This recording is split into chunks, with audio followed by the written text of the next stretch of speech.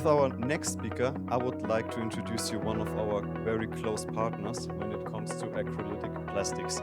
But speaking about acrylic plastics and sustainability, you will come over the name Bernd Elbert. So that's why I'm delighted to introduce him for the topic Styrenics and innovation healthcare. Thanks. Thanks.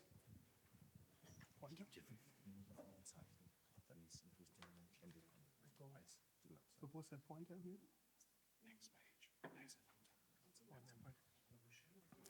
So thank you very much. As mentioned already, my name is Bernd Elbert. I'm Eco and Market Development Manager for Healthcare and Diagnostics at INEOS Styrolution.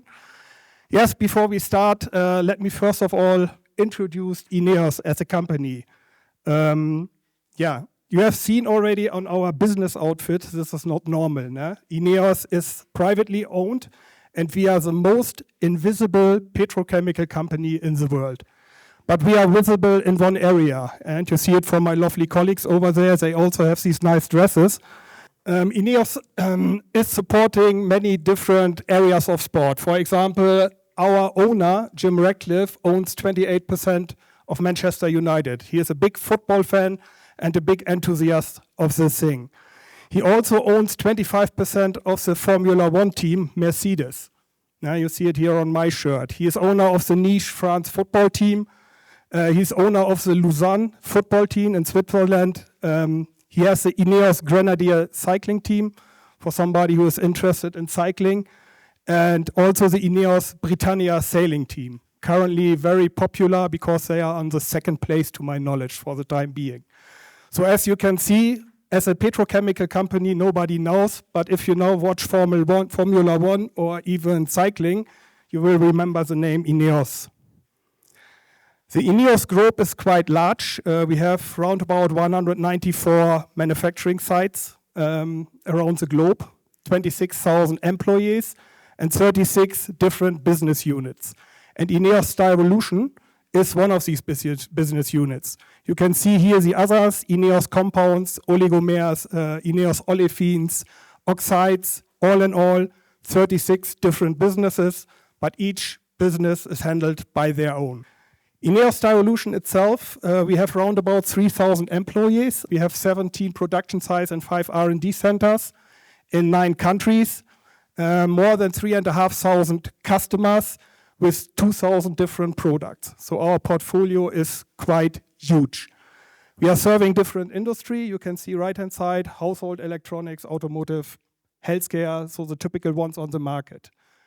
We are global leader in Styrenics, number 3 in styrene monomer, and number 3 globally in ABS products.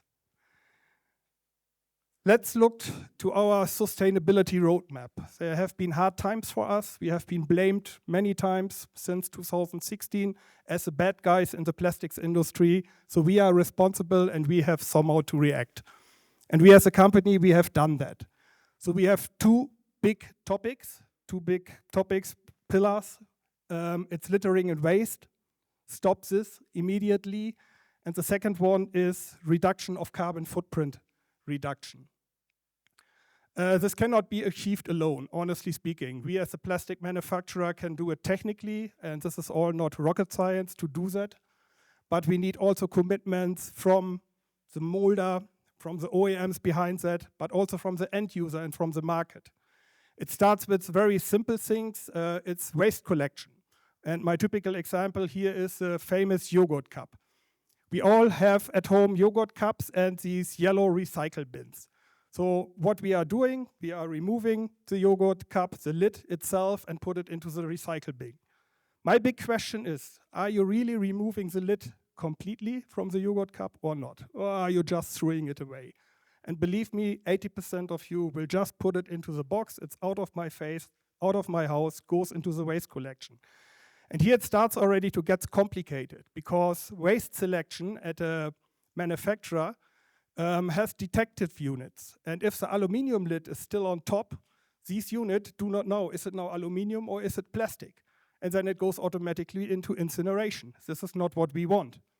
And this is what I mean. We need commitments also from the end user at home to start with recycling. again, it's easy to blame somebody in the industry, but if we want to start to change something, we all have to do that. A little bit deeper, what are our commitments to the industries? Our roadmap looks like the following. We want to save 1 million tons of CO2 up by 2030. We are on a good track so far, and achieve net zero emissions by 2050. We just heard it, 2050 is a magic date for us here in Europe, really to achieve that. In addition, we want to sell 500 kilotons of eco products up in 2030. And this is what I meant before. Technically, we can do that in all ways. Chemical recycling, mechanical recycling, mass attribution process, that's not an issue. And I will explain later a little bit more. But we need a commitment from you as a manufacturer, as the end OEM, really to go this way. It doesn't make sense for us to have multi-million-dollar investments in manufacturing sites and nobody buys this stuff. We need an infrastructure to do that. And this costs a lot of money. Should we take it alone?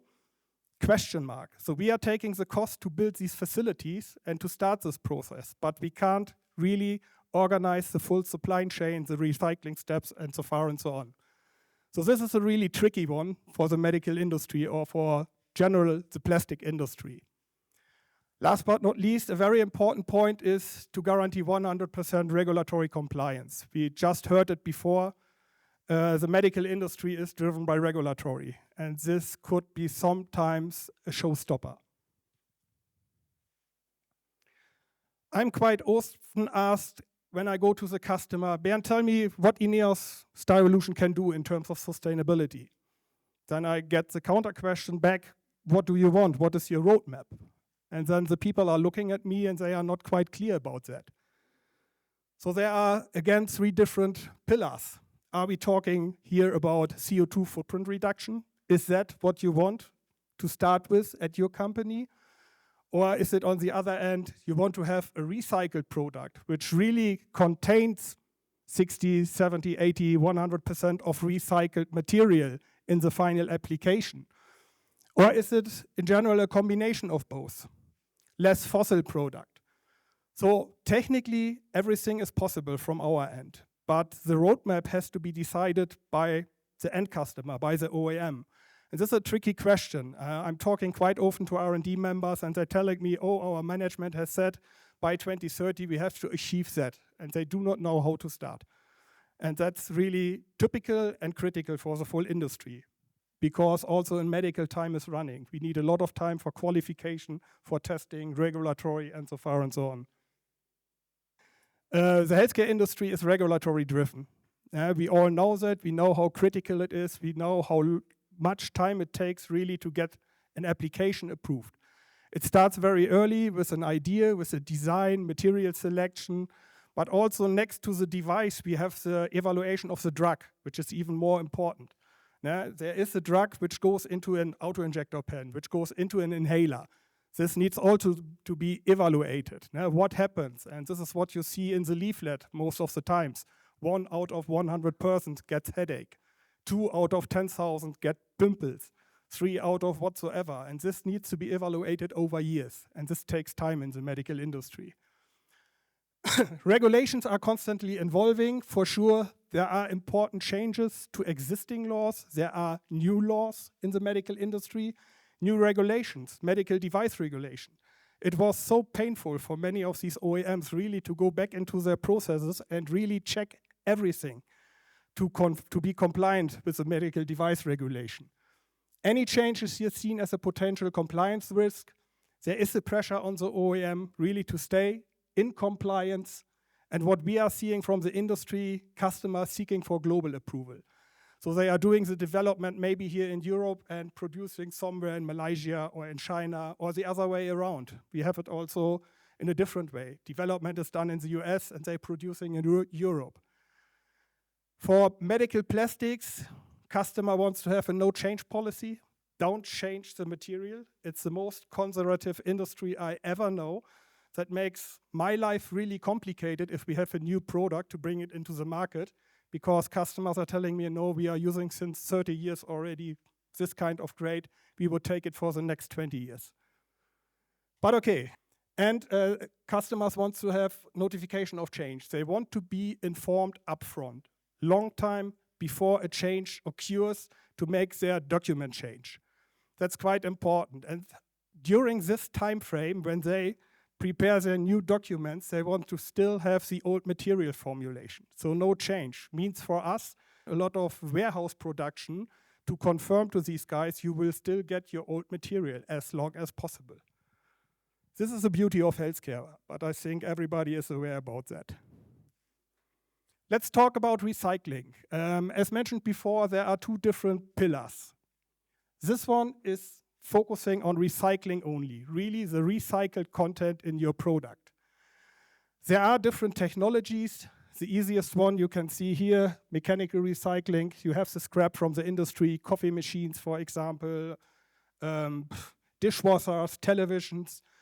So the waste needs to be selected. You need an infrastructure. Then it's milled. You make some flakes out of it. It's washed, cleaned. And then you have to improve the mechanics again, color it, maybe in black, gray, or another color, bringing back the polymer into the system, going into your application.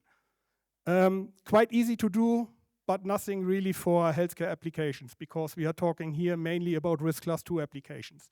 And you will have no foot contact statements, you will not have any ISO 10993, because your recycled feedstock will change every time. So principally, I don't think for primary medical devices, mechanical recycling is not the technology of choice. We are working one step more, which is a depolymerization, which is very specific for styrenic products. And we talked about what specifications is required in terms of waste. For this process, we need a purity of 95% of polystyrene scrap, really to bring it back into the process. And this is what I said before. Important is the aluminum lip. Remove it, then we can select it and we can reuse it. Simple as that. I will describe this process later a little bit more.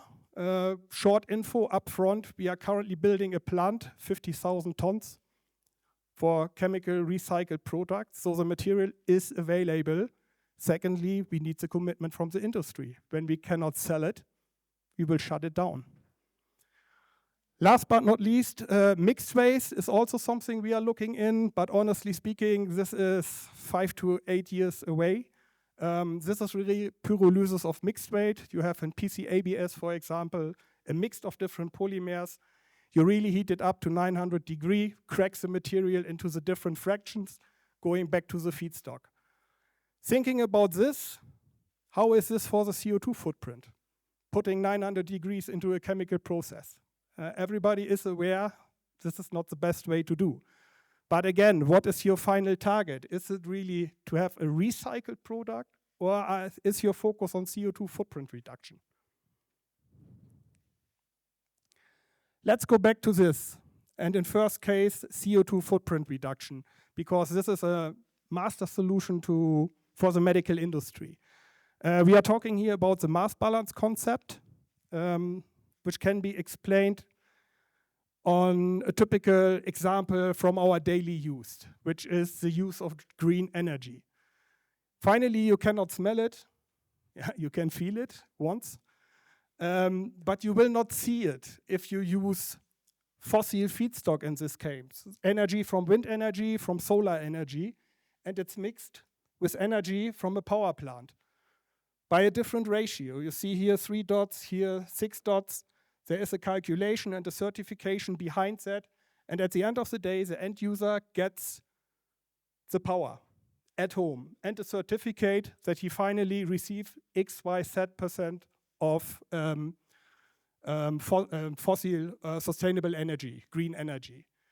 Again, it's hard to explain because you can't see, feel, and touch that. And we are doing the same for polymers. In our mass balance concept, we are using biocircular feedstock, tall oil, fat from the industry, wood waste from the industry, which is mixed with fossil-based natural gas. So we are making, first of all, in a refinery, bio-naphtha, biogas, and mix it with fossil gas in a specific ratio. and then later going into basic organic chemicals in our production sample and making the bioattributed styrenic polymers, which can then be injection molding into different applications.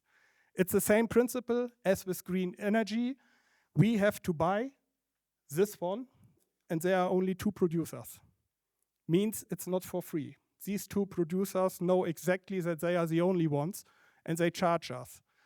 We are taking, I think, 60 to 70% of these costs already by our own to start with this. But it also means the end user in the supermarket. And think about yourself. If you are standing in a supermarket in front of everything which costs 50 cents more, are you willing to pay that? Are you really committed to do that to save some energy? That's a big question mark. And this is a commitment we need as an industry.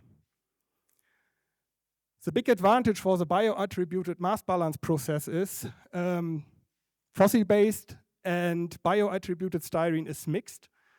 There is no compromise in performance. You don't see it because you are going very early into the process, before the steam cracker. Now, the material behaves exactly the same. That means if you have approved a device, a medical device already with one material, talking now for our materials, you can easily change to the eco version. Yeah, we have prepared all the documents. You will get equivalency letters, you will get regulatory approvals, drug master file is the same. All this is proven concept. And we are doing that already in the industry. We have the first injector pens made out of our eco material and other surgical devices which are on the market already. So this is, from my point of view, a step-in solution into sustainable solutions for the future. Is it the best? We can discuss. Finally, depends on your future roadmap. There is no need to adapt technology. As I mentioned, if your molds are already working with the old material, it will also work with the eco version. Regulatory. Again, it's approved. It's also confirmed by external companies like UL Laboratories. They confirmed already that our Novodo ABS and the Eco ABS are the same. Quick word on the feedstock. I mentioned it before. We are talking here about biocircular feedstock, waste residues from biological origin, tall oil, the residue from the paper industry, forestry residues. So we are not going into the forest and cut down the trees. This is not our intention. But there is often some waste which can be bought and can be used as a feedstock. Kitchen waste, cooking oil. You don't imagine how much cooking oil is available around the globe. Biogas, biomethane can be used. In addition, we are also working with the pyrolysis processes and with other ones on mixed plastic waste. End-of-life tires. Tires is a very interesting polymer, let's say polymer device which can be used for recycling. We have done that already. But again, very energy-intensive processes to do that. This is something which may come in the future. It's really dependent on the market feedback and on the commitment from the industry and from everybody. A short overview, how much can the CO2 footprint be reduced compared to a fossil grade? We have here a typical grade, NRS, it's an SMMA material. Fossil-based is the blue one. And we are just substituting the styrene content in this product. Why styrene? We are a styrene manufacturer. This is what we can do easiest. There are other ingredients in such a product, maybe a rubber or something, which needs to be bought from outside. And there it starts to become complicated. So the values can here go up to more than 100%. Really putting into your calculations that the grade is not incinerated any longer and that all parts, all ingredients are substituted. You can go down to 93%, 71%. It really depends on the amount of styrene which is in the product, just as an indicator. We have a full medical portfolio, specifically for medical, for risk class 2 applications, different grades, SRN, styrone, butadiene, copolymers. MRBS is known from the infusion area, Novodo ABS, and so far and so on. We also have polystyrene here. Polystyrene, but only for risk class 1 applications. I'm quite open for you having polystyrene, a commodity product in a risk class 2 applications. Due to the regulations, we are not supporting that. Also, all our new developments like Luran S-Med, the other product we have on the market. This is an outcome out of COVID. So every medical device was disinfected many times more than before. Some materials are really at the end of the limitation. So we developed, or we have in our portfolio, an other grade, which has an outstanding chemical resistance to alcohols, to disinfectants. Also here we look immediately into the option, can we do it sustainable as an eco product? And yes, and our future is really to change the full portfolio to eco products. I have to come back again to the commitment from the industry. We can do that technically, we can produce the products. Finally, we need somebody who buys them. Last but not least, let's quickly go into the recycled content depolymerization process. I mentioned that before. You have your waste from the industry, whatever it is. And here, again, we need a high purity, which is 95%. What we are doing then, we really grind it in the depolymerization process. We cleaned it, we washed it, heated it up to 400 degrees, and then the chain starts to crack. And then you really can go back into styrene oil. And this is Adam and Eve. This is the beginning of everything. And this can be put into polystyrene again, into styrene monomer, or into other things like ABS, every grade which contains finally styrene. And at the end, it goes back into the market. So this is a typical chemical recycle process in a nutshell, very briefly. And you can use 100% of recycled content, for example, here in a GPPS, a polystyrene. You still have some CO2 footprint reduction, but it's only in brackets 40%. And this is due to the high energy you are putting into this process. So finally, to summarize this, it's up to you. What is your roadmap in terms of sustainability? What are you willing to do? What are you willing to pay? How will you support?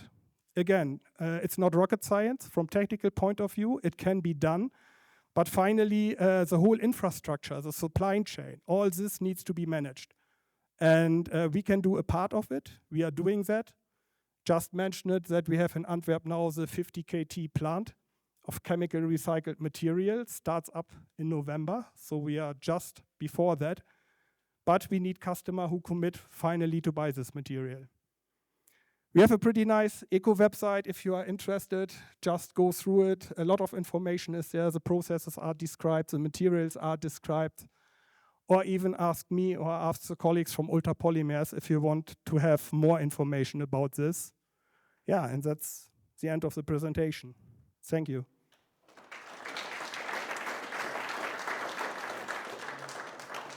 Many thanks, Bernd.